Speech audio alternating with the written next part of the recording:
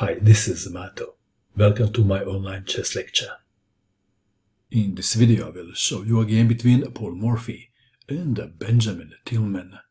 This game was played in Philadelphia in 1859. Paul Morphy had white pieces and he started with e4. Benjamin Tilghman played e5, f4, king's gambit, pawn takes pawn, king's gambit accepted. Knight to f3, the most played move, preventing queen to h4. g5, bishop to c4, and now d6.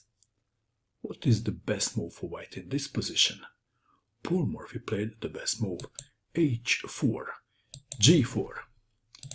If g takes on h4, then white would play d4.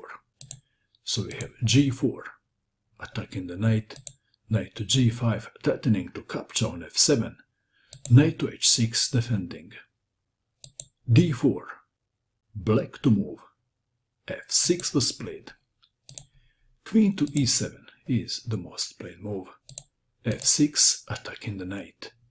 What is the best square for the knight? What would you do? Paul Morphy ignored the threat and played bishop takes on f4. Morphy was the first ever player to make this move. After this game, the move became the standard move. Black to move, knight to c6. Of course, players with black pieces did try f takes on g5, and it didn't work well. After bishop takes on g5, bishop to e7 drops the knight, and queen to d7. After white castled kingside, black didn't do well. Back to our game. Benjamin Tilghman played knight to c6. Morphy castled kingside. Queen to e7, knight to c3, queen to g7, and now the knight moved to e6. Bishop takes on e6, bishop takes on e6, king to e7, attacking the bishop. What is the best square for the bishop? What would you do? Paul Morphy played knight to d5, check. Paul Morphy was providing chess entertainment for the spectators. King takes on e6. Why did Morphy sacrifice the knight? What is the follow-up? This is the follow-up. Bishop takes on h6, removing the defender of g4 pawn, attacking the queen. Queen must take the bishop. And what now? Queen takes on g4, check, preventing king to d7, king to f7.